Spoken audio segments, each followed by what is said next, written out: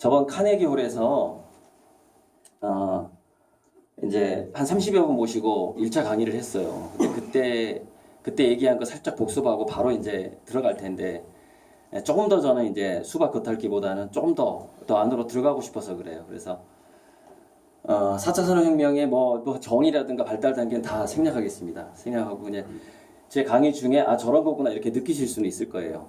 그래서 저번에 강의했던 건 뭐였냐면은 뭐 뒤에서부터 얘기하자면 블록체인 얘기 잠깐 나왔던 것 같아요. 그러니까 비트코인, 이더리움은 블록체인 1.0이에요. 1.0, 2.0, 3.0, 4.0 계속 발달하거든요. 그러니까 먼 미래에는 그러니까 화폐라는 것은 기본적으로 가치의 교환 수단이라는 것을 기본으로 가셔야 돼요. 그래서 어떤 것이 화폐가 되냐면은 금을 대체할 수 있는 것들이 화폐가 되거든요. 그러니까 금이라는 것은 고도의 핵융합로가 있어야만이 이 지구상에서 제작이 가능해요. 굉장히 고도의 초신성 폭발에서 시작한 게 금이기 때문에. 그래서 복사라든가 지구상에서 제조가 불가능한, 복제가 불가능한 어떤 것만이 화폐의 가치를 보장해 주는 거거든요. 그런 의미에서 현재 나와 있는 암호화폐에는 그 변치 않는 가치를 보장해 줄 만한 게 없고, 블록체인 기술이라는 것은 진입 장벽이 없고 누구나 다 쓸 수 있는 하나의 방식이에요. 하나의 방식이기 때문에 지금 유행하고 있는 것은 거대 자본이 지폐에서 암호화폐로 넘어가서 통일을 하려고 하는데, 이 지구상의 전체 화폐를 근데 잠깐 성공하다가 결국에는 실패하게 될 겁니다. 왜 그러냐면은 지금 4차 산업혁명의 후반기에 가면 어떤 상황이 발생을 하냐면은 거대 자본하고 인공지능이 대결을 하게 돼요. 그러니까 인공지능은 누구를 대변하게 되냐면은 지구상에 있는 모든 빅데이터, 우리가 나누는 카톡이라든가 이야기라든가 모든 빅데이터를 대변하게 됩니다. 그래서 사실 우리가 굉장히 착하게 살아야 되거든요. 인간이 악하게 살아버리면은 인공지능도 점점점 악해지는 거예요. 근데 기존의 거대 자본은 원래 악한 존재는 아니에요. 자본이라는 속성이 이기적일 뿐이에요. 그러니까 사내 유보금이 많이 늘어나는 이유가 뭐예요? 계속 살고자 하는 욕망이잖아요. 근데 직원도 많고 내가 유지비가 많이 들어요. 근데 리스크는 커지고 있어. 그럼 현찰을 쌓을 수밖에 없는 거거든요. 그럼 현찰을 쌓다 보니까 어떻게 돼요? 서민들은 가난해지는 거죠. 월급 줄어들고. 그러니까 자본의 속성인 거예요. 그걸 뭐 악하다고 볼 수는 없는 그런 어떤 본성인 것이죠. 그래서 향후에 암호화폐의 1차적인 가치 보존은 어떤 게 해주냐면 에너지가 하게 됩니다. 제가 봤을 때는 기후변화라든가 환경 파괴를 완화시켜주는 것 자체는 이 지구상에서 우리 생명체가 오랫도록 유지하게 만들어주는 가치를 갖고 있어요. 그렇기 때문에 그것이 2차 암호화폐의 하나의 제2의 금의 역할을 할 수가 있다는 것이죠. 그리고 양자 컴퓨터가 나온 다음에는 지금 비트코인이라든가 이더리움 방식의 채굴 방식 자체가 완전히 무용지물이 되어버립니다. 그리고 지금 한 가지 남아있는 건 뭐냐면은 그 사람들끼리의 신뢰관계만 남아있거든요. 그래서 이것을 무시할 수 없다면은 거대 자본이 인수할 것이고요. 헐값에. 인프라를 무시할 수가 없다면. 만약에 무시할 수 없다면 철저하게 무시당할 겁니다. 둘 중에 하나예요. 인수되거나 무시당하거나. 자, 결국에 암호화폐는 저는 어디로 갈 거라고 보냐면은, 여러분, 인공지능은 돈을 쓰고자 하는 욕망이 없다라는 사실을 알아야 돼요. 돈을 쓰고자 하는 욕망은 세포에서부터 나옵니다. 살아있는 세포에서부터 나와요. 욕망의 근원을 치고 들어가 보면은, 뇌과학적으로. 살아있는 세포와 이 내장 기관이 없는 존재가 돈을 쓰고 싶다는 욕망. 돈을 쓰고 싶다는 인간의 욕망은 기본적으로 두 가지에서 나옵니다. 관계 속에서 인정받고 싶다 이겁니다. 관계를 계속하고 싶다. 관계를 하면서 인정받고 싶다. 이게 매슬로우의 욕구 발달 단계에서 아주 기본적인 소속감의 욕구하고 자존감의 욕구예요. 우리가 생리의 욕구와 안전의 욕구는 좀 적자고요. 우리가 아프리카가 아니기 때문에. 그 다음에 이제 소속감과 자존감의 욕구인데, 이 두 가지 때문에 인간은 돈을 쓰게 되어 있습니다. 끝까지. 그런데 보세요. 생리와 안전이라는 것은 사실 좀 불안합니다. 늘. 언제 지진이 터질지도 모르고. 제가 오래전부터 그 예언서를 많이 연구를 했는데 평창 동계올림픽 끝나고 전쟁 날 수도 있습니다. 날 수도 있어요. 그래서 4월달 전후로는 서울에 안 가시는 게 좋겠어요, 저는. 네. 정말 이거 유튜브에 올라갈 건데 위험합니다.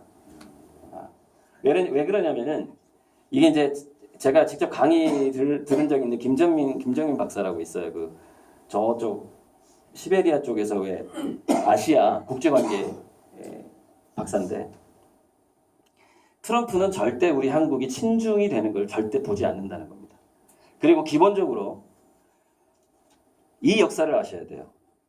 기본적으로 백인들은 아메리카를 정복할 때 자기들이 굶어 죽으려고 할 때 옥수수를 갖다 줬거든요. 근데 결국 다 죽이고 금을 빼앗았습니다. 굶어 죽을 위기에서 자기를 살려준 사람들을 다 죽였죠.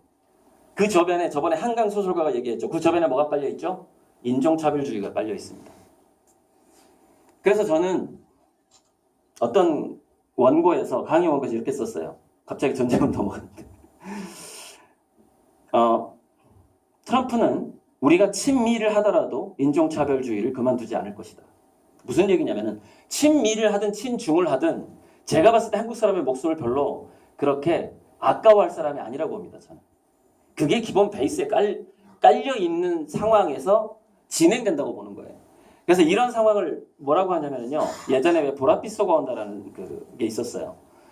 그 의외적인 상황. 그 다음에 블랙스완 뭐 이런 얘기도 있었고. 무슨 얘기냐면은 내가 예측하지 못하는 상황이 발생하는 것을 보랏빛 쏘, 그 다음에 블랙스완이라고 불러요. 근데 최근에 우리 한국에 닥치고 있는 거를 코뿔소가 온다라고 그런대요. 눈에 뻔히 보이는데 내가 피할 수가 없는 거예요. 나는 선로 위에 묶여 있는 거예요. 그리고 열차가 다가오고 있는 거죠. 이게 한국의 운명이라는 겁니다. 지금 알만한 사람들은 다 아는데 당할 수밖에 없다는 겁니다. 코뿔소가 온다. 그래서 아무튼 위험한 시기를 좀 조심하셔야 되고요. 그러니까 저는 제가 이 강의를 준비할 때는 굉장히 낙관적인 시나리오, 부정적인 시나리오까지 다 지금 생각해서 하는 겁니다. 저는 우리나라에서 전쟁이 나는 게 꼭 나쁜 것은 아니라고 봐요. 우리가 죽지만 않는다면. 물론 누가 죽길 바라는 게 아니에요. 피할 수 없는 코뿔소가 오고 있는 상황에서 말씀드리는 겁니다.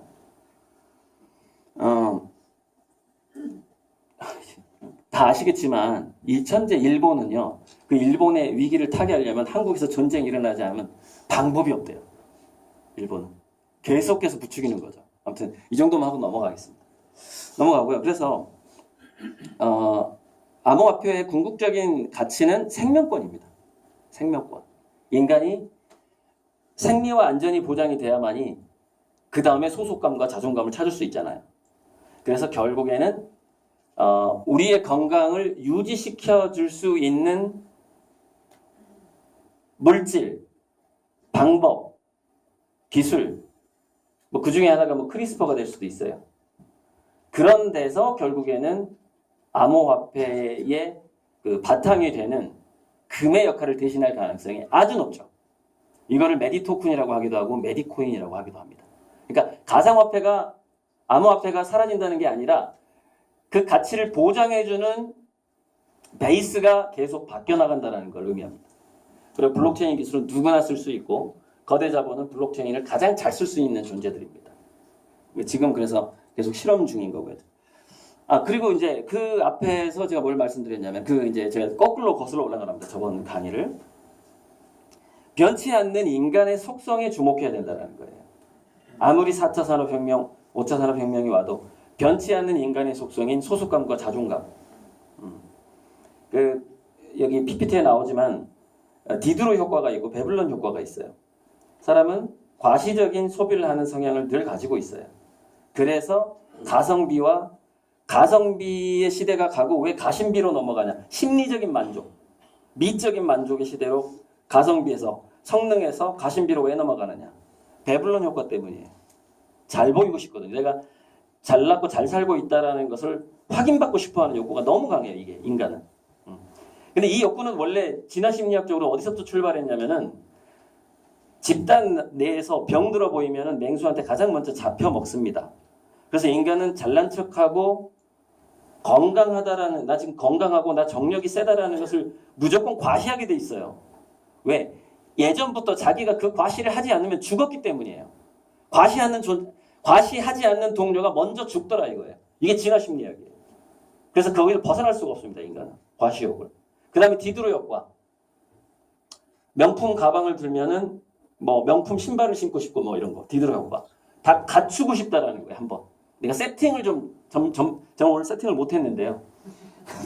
지금 패션에 관심이 없어요. 지금 패션에 관심을 가질 시간이 없어요. 제가 그랬고. 머리도 제가 직접 깎고 이발소 갈 시간도 없어요. 그런 거 너무 아까워하거든요. 어쨌건 그 디드로 효과와 베블론 효과를 벗어날 수가 없고 이게 계속된다라는 거예요, 앞으로. 그래서 여기 제가 지금 아는 대표들 있지만 안경은 패션으로 가야 되는 거예요. 안경. 그래서 뭐냐? 아니 집에 구두는 20켤레 있는데 왜 안경은 2개밖에 없어요? 이렇게 나가야 되는 거예요. 안경에 패션을 입히세요. 한 1인당 한 10개씩 갖고 다녀야지 베블론 효과를 노려야 된다는 것이죠. 거기에는 후가공이 들어가야 되고 디자인이 들어가야 되는 것이죠. 자, 화장품. 그죠? 화장품은 2가지가 있죠. 미모하고 건강까지 다 잡아야 되는 것이죠. 여행은 뭐죠? 2가지죠. 소속감하고 자존감이죠. 그런데 여행 자체가 같이 여행 가는 것 자체가 소속감인데 자존감을 느끼려면 어떻게 해야 돼요? 남들은 이거 아직 안 봤대. 우리가 지금 처음 보는 거야. 여행을 계속 개발해야 되는 거예요. 이런 방식. 야, 니네들 일본 오사카에 맛집 투어 한번 해봤어? 내가 일본에 맛 칼럼니스트 100명한테 전부 여론조사해서 일본 그 도시에 최고의 그 분위기와 최고의 맛을 낸 음식점 20곳을 엄선했는데 우리가 이번에 그 20곳 엄선한 여행을 떠나는 것을 우리 여행사에서 최초로 기획했어. 콘텐츠가 있어야 되는 것이죠. 거기서 자존감을 느끼는 겁니다. 2차적인 욕구를 느끼게 되는 것이죠. 아주 기본적인 인간의 속성을 끝까지 파헤치면서 그걸 잡고 가야 된다. 그것이고요. 도입부는 기억이 잘 안 나니까 그냥 넘어갈게요. 아무튼 그게 저번에 그래서 4차 산업혁명에서 간단하게 짚고 넘어갔던 것들이었어요.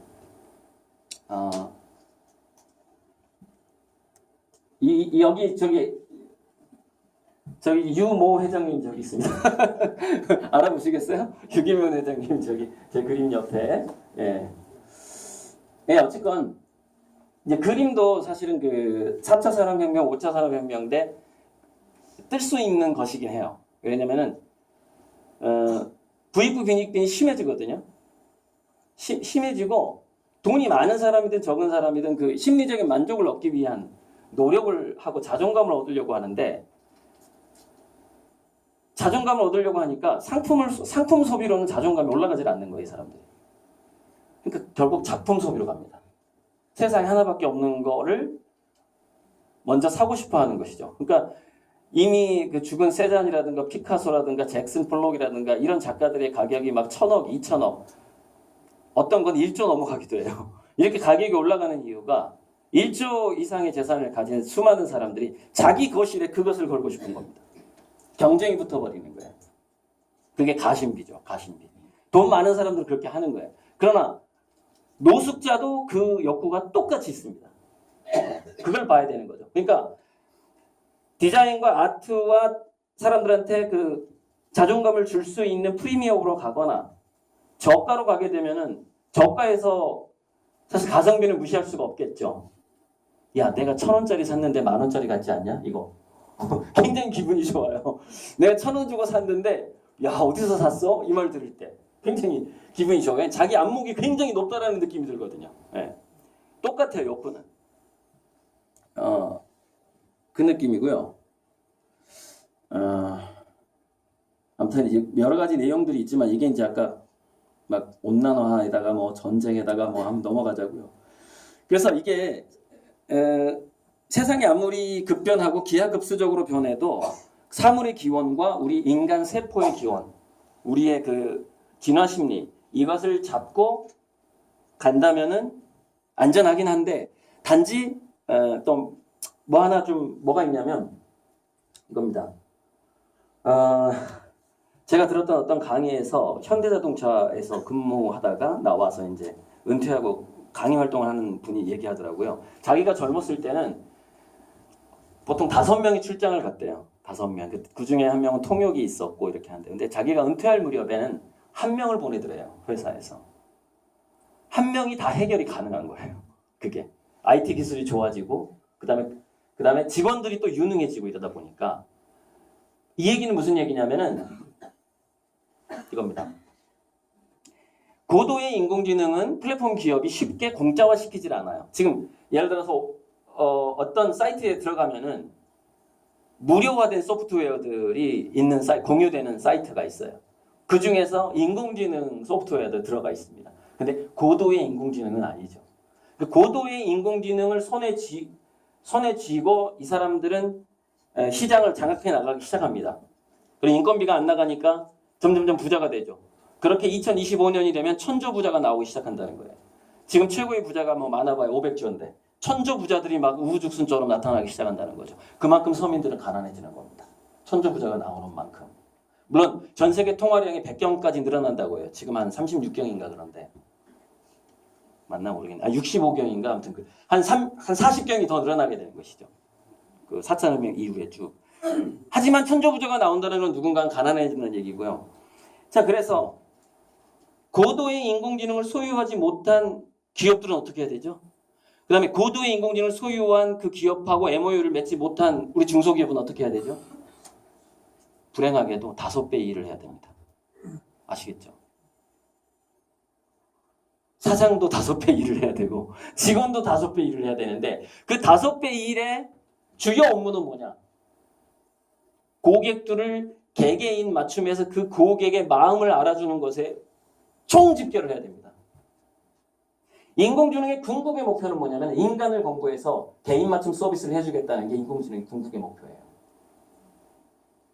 그런데 우리가 그 고도 인공지능을 쓸 수가 없어요. 그럼 어떻게 해야 되죠? 내가 5배 노력해가지고 내 고객들의 속마음까지 들여다봐야 되는 것이죠. 거기에 대한 이제 마케팅의 그 변화는 제가 잠시 이제 도표로 설명을 해드릴 거고요. 앞으로 우리나라가 5년에서 10년 정도가 굉장히 거의 춘추 전국시대 같은 그런 혼란기가 될 것 같아요. 특히 5년 정도. 그래서 제가 저번에 정책연구원에서 김철인가 그 민주당 국회의원이 그때 왔을 때 제가 그 의원한테 한 얘기가 있습니다. 이 다음 정권은 민주당이 잡으면 안 된다.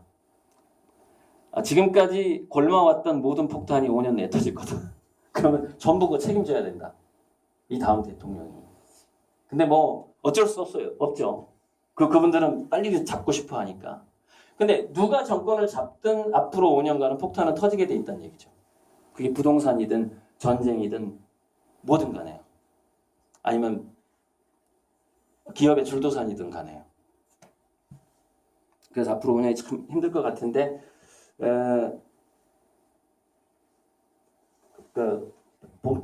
PPT 해설로 들어가기 전에 옛날에 춘추전국 시대 전에 굉장한 그 풍수가, 이름은 까먹었는데 풍수가의 스토리, 제가 대학교 때 들었던 이야기입니다. 해줄게요. 그 사람이 춘추전국 시대를 넘기는 방법으로 자기가 죽었을 때 자기 아들한테 유언을 남깁니다. 어디에다 묻어달라. 근데 아들이 아무리 봐도 명당이 아닌 거예요. 여기에 묻으면은 자손 대대로 병신이 나오는 자리일 거예요. 그래가지고 근데 아빠의 유언이기 때문에 어쩔 수가 없는 거예요. 거기 딱 묻었는데 계속해서 자손들이 이제 병신들이 나오는 거죠. 이렇게. 죄송합니다. 장애인들이. 그죠? 계속 나오는 거예요. 그게 한 100년 갔나? 그래도 이제 몇 대 4대 후손인가 몇 대 후손이 그 자리를 파봅니다. 춘추전국 시대가 끝나서 좀 여유가 생긴 거예요. 우리 그 할아버지 묘 한번 가봐야 되겠다. 딱 팠더니 뭐라고 써있냐면은 후손 누구누구야. 자기 이름을 딱 적어놨어. 후손 누구누구야. 이제 나의 묘를 어디로 옮겨라라고 딱 유언이 그 편지가 들어가 있는 거예요. 무슨 얘기냐면은 자기 자손들을 징병당하지 않게 한 겁니다. 왜? 멀쩡한 몸이 하나도 없으니까. 후손 씨를 유지한 거예요. 그러니까 지금 우리 한국에는 이런 전략도 필요해요. 이런 전략. 무슨 얘기냐면은 가깝게는 앞으로는 절대 잘난 척하지 않기. 자기 현실을 인정하고 다운사이징이라고 그러죠. 건물 월세 무조건 낮은 데로 옮기기, 줄이기. 이게 춘추전국 시대를 건너는 방법이에요. 그리고 최대한 내공, 그죠? 내공은 뭐였어요? 그 무덤 안에 딱 편지가 들어있잖아요. 춘추전국 시대가 끝나면 나를 명당자리로 옮겨라. 네. 거기가 진짜 명당이다. 딱 지도까지 그려져 있는 거죠. 그 꿈은 계속 간직하는 거죠. 그게 앞으로 5년을 건너가는 방법이고, 제가 가심비 말씀드렸다시피 프리미엄 전략과 가성비 전략은 항상 생각해야 되고, 돈을 쓰는 건 인간이라는 것을, 인공지능이 아니라 인간이기 때문에 그 사람의 속마음까지 개인 맞춤을 하지 않으면 어렵고, 또 한 가지 말씀드리고 갈게요. 자, 인공지능을 상대하는 것은 개개의 속마음을 우리가 5배 노력해서 알아내야 되는 것이거든요. 근데 플랫폼은 어떻게 상대하죠? 거대 플랫폼을. 아마존, 구글. 아마존 내년에 우리나라에 엄청나게 들어올 텐데. 롯데마트와 이마트 지금 긴장하고 있잖아요. 플랫폼을 상대하는 것은 기업들 간의 느슨한 연대를 통해서 새로운 가치를 만들어내는데, 그러니까 연대를 통해서 시너지가 나면서 생기는 것이 새로운 가치거든요. 그러니까 똑같은 제품이지만 거기에 예술이 들어가게 되면은 거기서 사람들이 예쁘네, 예쁘다고 생각하는 것 자체가 새로운 가치거든요. 그런데 전주에 가봤더니 전주에서 한옥마을에서 딱 관광을 하고 딱 나왔는데 누가 전단지를 하나 딱 주는데 전주 시내에 있는 뭐 안경집부터 시작해가지고 화장품부터 시작해가지고 보니까 여기는 그 느슨한 연대, 그건 뭐 협동조합은 아니고 제가 협력조합 내지는 협력연합이라는 이름을 한번 붙여봤어요. 그러니까 서로 우리 회원의 가게에서 식사를 한 끼라도 했다. 그러면 우리 안경점에서 뭐라도 이 사람한테 주는 거죠. 굉장히 인간적이어야 되고 또 전체적으로 디자인 컨설팅을 받아서 예뻐져야 돼요. 모든 게. 안경을 샀더니 주얼리샵에 갔더니 모조품이지만은 뭘 가짜 진주지만은 이걸 주겠다고 딱 돼 있네. 20, 30%의 가치를 주겠다고. 이게 한 100군데가 서로 연합해 있어야 된다는 얘기죠. 그래서 한옥마을에 왔던 사람이 전주 투어를 하지 않으면 안 되도록 만들어버려야 돼요. 이게 플랫폼을 상대하는 방법인데, 여기에 중요한 건 뭐냐면은 예를 들어서 이번에 평창 동계올림픽에서 무슨 카드 새로 만들잖아요. 무슨 바우처라든가 카드라든가 화폐를, 새로운 쿠폰이나 화폐를 창안해야 돼요. 창안해야 돼요. 그리고 그것에 그 쿠폰의 가치를 원화나 달러보다 훨씬 더 신뢰감 있게 그 100개의 기업이 유지시켜줘야 되는 것이죠. 신뢰 자본. 신뢰 자본이 플랫폼을 이기는 방법이에요. 그 신뢰가 깨지면은 편리로 다 넘어가 버려요. 내가 좀 더 편리한 걸 추구할 것이냐, 신뢰감을 추구할 것이냐. 편리함은 뭐죠? 그냥 편리함이에요. 자, 여기 신뢰감은 뭐죠? 소속감하고 자존감이에요. 결국 두 개가 대결하면 누가 이기냐? 소속감하고 자존감이 이깁니다. 이게 중소기업이 플랫폼 기업을 이기는 핵심이에요. 도입부에 여기까지 얘기하고 좀 넘어가고 싶었거든요. 이건 이제 시간이 어떻게 될지 모르니까요. 나중에 시간 남으면은 인간의 본성을 뇌과학자가 8가지로 구분해 놓은 겁니다. 인간은, 이왕 발 나온 거 해야 되겠네. 인간은 이렇게 질서정연하게 뭘 꾸미고 황금비 같은 걸 좋아하고, 레이저 포인터가 있었거든요. 잠깐만. 있어요. 잘하네. 아까 제가 자존감 말씀드렸잖아요. 인간은 저기 알타미란가 동굴벽화에 가보니까 호주에 있는 퍼스라는 화가가 이상한 걸 발견합니다. 벽에 있는 벽화가 전부 죽어있는 동물이더라는 거예요. 죽어서 다리가 딱 뻗어있는 동물. 살아있는 동물은 절대 이 모양이 안 나옵니다. 그래서 사냥 연습을 하려고 그린 줄 알았더니 사냥꾼이 야 내가 고기 큰 동물 잡아왔으니까 기념사진 찍어줘 이렇게 한 거예요. 벽에다가 기념사진을 남긴 거예요. 내가 이거 잡았어 이거. 이 욕구가 인간은 본성입니다. 이게 명예를 좋아하죠. 네. 그런 거예요. 그래서 뭐 물론 돋보이고 싶어하고 이런 것들. 그다음에 또 하나가 참 이게 이제 스토리에 관한 건데 동물들한테는 아까 제가 과시하지 않으면 맹수한테 먼저 잡혀 먹었다 그랬죠. 건강하다는 과시하지 않으면. 근데 이게 인간으로 확대되면 인간의 심리가 조금 더 묘하게 변합니다. 무슨 얘기냐면은 약점이 있는데 난관이 있는데 그것을 극복한 그것을 그냥 강한 게 아니라 아름답고도 강하다라고 생각을 하는 거예요. 인간은.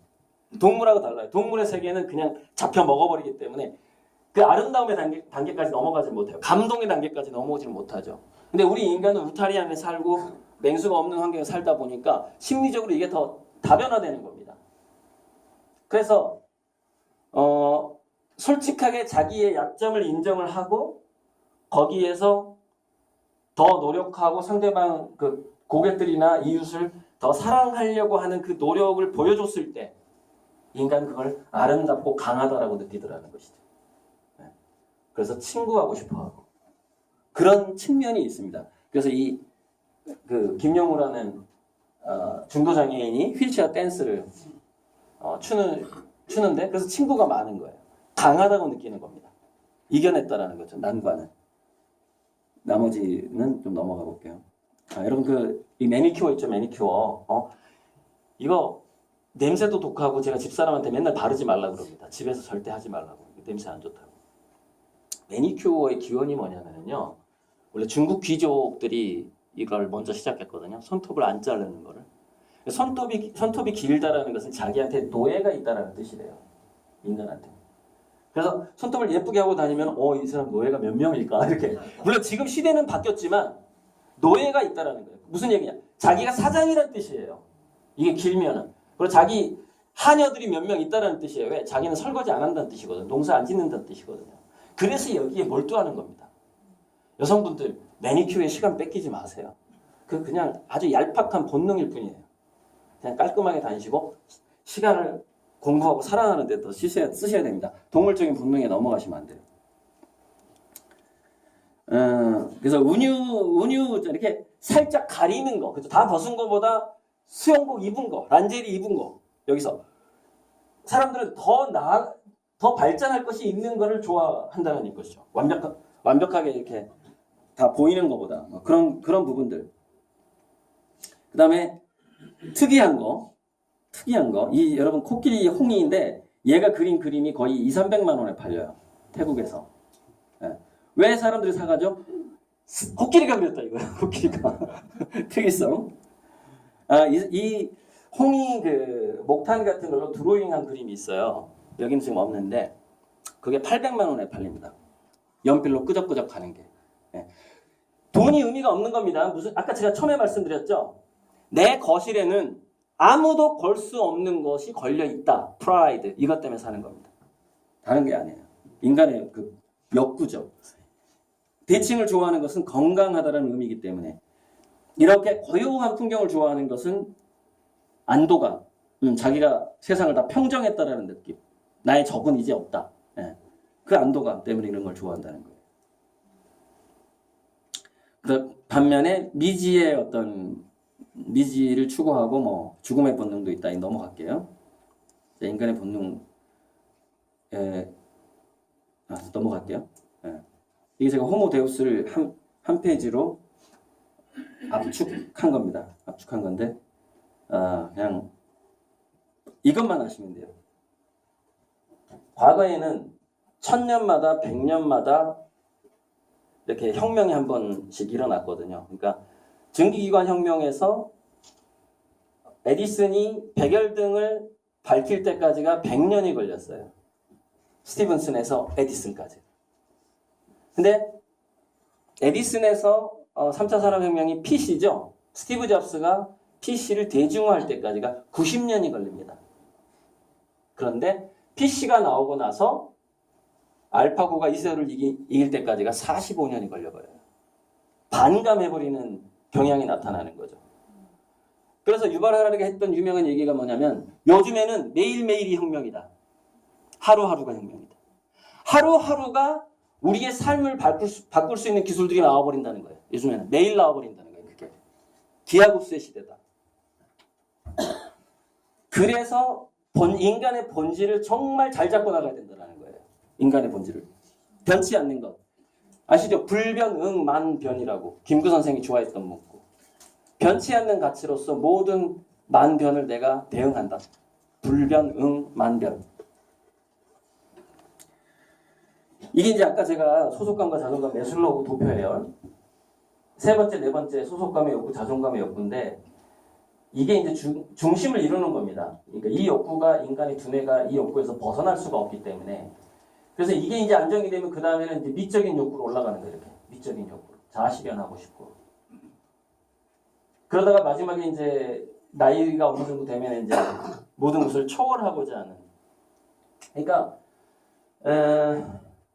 이렇게 보시면 됩니다. 자존감이 채워졌을 때가 어떤 불혹의 단계 정도? 아니면 2립에서 불혹의 단계 정도? 공자가 얘기했던 30에서 40 정도. 근데 이 정도 미적인 욕구하고 자아실현 욕구까지 딱 가려고 하는 이 단계가 이제 지천명의 단계예요. 그러니까 나는 태어나서 이러이러한 일로 나 자신을 정의 내리고 싶고 내 삶을 이런 방식으로 마무리하고 싶다. 지천명이에요. 이게. 나이 50이 되면 가능하다는 그겁니다. 이게 자아실현의 욕구죠. 그런데 더 넘어가면은 이순하고 중심으로 가버리거든요. 이 하고자 하는 욕구가 없는 거예요. 초월의 단계입니다. 그러니까 공자가 얘기했던 거하고 이거하고 또 일치하고 그렇게 해요. 그런데 이제 제가 매슬로우 도표를 띄워놓고 항상 드리는 말씀은 뭐냐면은 매슬로우가 죽기 전에 내가 피라미드를 잘못 그렸다. 거꾸로 그렸어야 했는데 라고 친구한테 얘기하고 죽었다라는 겁니다. 굉장히 중요해요. 무슨 얘기냐. 이순과 중심의 단계. 정심소욕 불유구. 즉 자기의 욕망을 쫓아도 그 욕망이 사회적인 상식을 벗어나지 않고 법을 벗어나지 않을 정도의 인간성이라든가 그 내공, 인간적 내공. 그러니까 착하고 현명한 거죠. 그 정도의 어떤 초월적인 이순과 무슨 얘기를 들어도 화가 안 나. 이순. 저는 요즘에 화나는 얘기를 많이 듣습니다. 저는 그 단계가 아니죠. 저는 아니죠. 들으면 막 화가 나니까. 근데 무슨 얘기를 들어도 화가 안 나. 초월의 단계거든요. 이순과 중심의 단계거든요. 그런데 매슬로우의 역피라미드 그 발언 거의 유언과 같은 발언인데 역피라미드를 그려놓지 못하고 죽었는데 그 발언의 중요한 점은 뭐냐면은 그 초월적인 이순과 중심의 단계를 먼저 갖지 않는다면 위험해집니다. 그게 진정한 자아실현, 진정한 지천명을 못하게 만들어버려요. 욕심이. 이순과 중심이 안 되면. 그러니까 자 그래 나의 삶의 목표 이제 깨달았어. 그게 진짜인지 아닌지 그리고 그게 좋은 건지 나쁜 건지 자기한테 정말 맞는 건지 아닌 건지를 헷갈릴 수 있다는 겁니다. 뭐 때문에? 욕망 때문에. 특히 주입받은 욕망 때문에 헷갈릴 수 있다는 것이죠. 그걸 헷갈리지 않게 해주는 것이 이순과 중심의 단계, 그게 초월적인 욕구라는 것이죠. 그래서 밑으로 이제 쭉쭉 내려옵니다. 초월적인 욕구가 있으면 자아실현을 잘하게 되는 거예요. 그 자아실현을 이렇게 잘하려고 하다 보니까 예쁘게 하고 싶은 거죠. 아름답게 서로. 아름답게 더 아름다운 방법을 찾기 위해서 공부를 하게 됩니다. 인식의 욕구요. 공부를 하니까 자기가 발전하는 게 느껴지니까 자존감이 느껴져요. 자존감이 좋아져요. 자존감이 좋아지다 보니까 사람들이 자꾸 나랑 친구를 하려고 그래. 나는 소속감 별로 갖고 싶지 않은데 술 마시자고 전화 오는 사람이 너무 많아. 커피 한잔 하자고. 소속감이 저절로 생겨버려. 소속감이 생기니까 내가 망해도 돈 빌려줄 사람이 많아. 그죠? 안전해져. 내 사업이 안전해져. 내가 망해도 후원자들이 많아. 안전하게 그렇게 일상생활을 하게 돼요. 나는 늘 든든해. 친구들이 많아. 나를 도와주는 사람들이 많다는 그 느낌. 몸에 호르몬이 아주 잘 돌아가게 됩니다. 얼굴이 좋아지고 오래 살게 되고 병에 안 걸리게 되는 것이죠. 실질적으로 중년이 넘어가게 되면 이 역피라미드의 방향을 굉장히 조심해야 됩니다. 중년까지는 이 방향이 굉장히, 성장기에는 이 방향이 중요해요. 근데 나이 50 정도 되면은 반대 방향이 더 중요해요. 나이 50 넘었는데 자기가 이순과 종심의 경지까지 저도 뭐 아직 아니지만은 가지 못하잖아요. 그 밑에 줄줄이 깨질 수 있습니다. 마지막에는 심근경색하고 암으로 병원에 들어가게 되는. 아무튼 좀 오래 했네요. 넘어갈게요.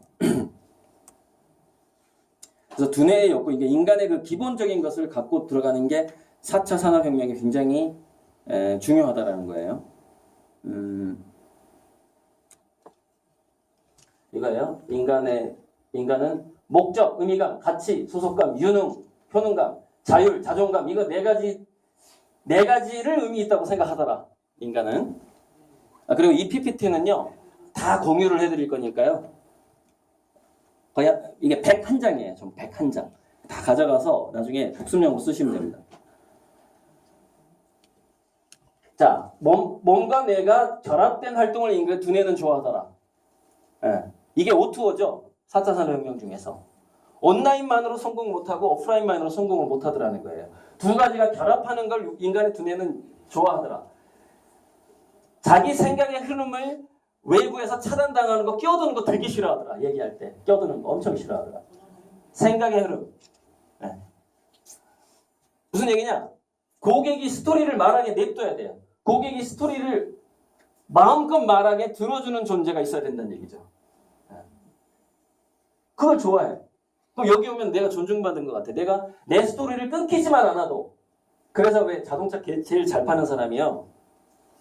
아시죠? 그래서 계속 이게 말 잘 못해가지고 그 손님이 더 고객이 더 말을 많이 하게 하면은 그 고객이 이렇게 얘기하더래요.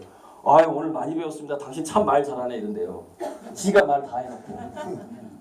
그러니까 네, 이게 헷갈리는 거야. 이 사람이 그냥 자기가 기분이 좋아서 막 말했는데 그게 전이가 돼버리는 거야. 상대방도 그러는 인간으로 보이는 거죠. 네, 동화가 돼버리는 거야. 이렇게 경청만 했는데. 이거죠. 이거 좋아하더라. 독창성 무조건 좋아한다. 그림 뭐 2천억 주고 사는 이유가 이거예요. 내 거식은 독창적이야. 그거. 그래서 이 독창성을 좋아한다는 측면에서 여기서 제조업과 관련된 분이 있는지 모르겠는데 중국에서 싼 걸 가져와서 한국에서 후가공하는 거 있죠. 이게 가성비에서 가심비로 넘어가는 단계입니다. 굉장히 놀라운 후가공 처리가 있어야 돼요. 자기 업체 내에서. 이 단계까지 우리가 다 해버리려고 그러면은 자본도 없고 시설도 없어. 그럼 정말 여기다가 딱 2%만 집어넣어버리면 가치가 한 10배가 될 것들을 많이 지금까지 다 그렇게 했죠. 사실 장사. 근데 장사는 갖다가 그냥 이렇게 희소한 데다가 팔았잖아요. 이 시대는 끝났죠. 이제는 내 손을 거치는데 이게 내 손을 거치면은 갑자기 프리미엄이 돼버리는 이런 게 없으면 정말 위험한 기업이 돼버려요. 앞으로는. 그 기업 안에 독창성을 만들어내야 되기 때문에. 그리고 맥락을 좋아하더라. 그러니까 맥락. 그러니까 이게 왜 의미가 있지? 내가 하는 일이 여기에도 좋은 영향을 주고 저기에도 좋은 영향을 주는구나. 이런 거. 그래서 가치 소비의 핵심은요. 미래 사회에서 가치 소비의 핵심은 윤리 소비예요. 윤리적 소비가 모든 소비의 핵심으로 점점 들어오고 있어요. 우리나라도 이제 윤리적이지 않은 기업은 망하는 속도가 훨씬 빨라질 거예요. 넘어가고요.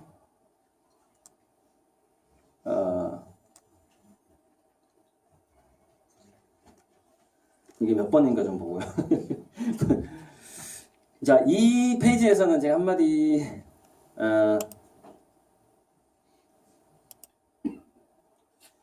됐나?